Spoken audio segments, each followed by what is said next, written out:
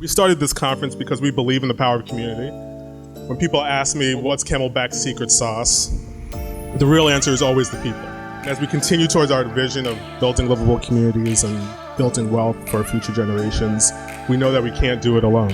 We must have a broader group of people.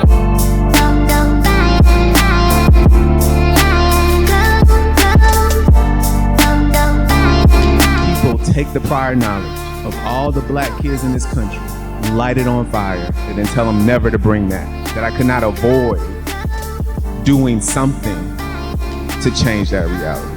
We see a world in which everybody keeps just doing the same things the way that they've always been done. A few people focus on what we refer to as the heart game, right? And the heart game is culture, is meeting people where they are. We all have our own narratives, our own stories, and we also come from folks who help us to drive those narratives back to ourselves and, of course, into our work. The plug went from an idea about access to information and deeper narratives into being one of the first black business publications to syndicate on the Bloomberg terminal.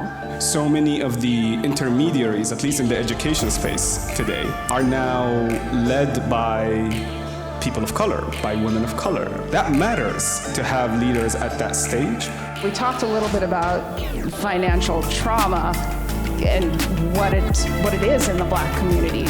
We know that in order to really to have money, you have to hold on to that money. You have to know other people with money. You have to build a social network around money. I know that I didn't make it here standing in front of you today on my own. I am because of a wonderful group of people who have chosen to work at Camelback.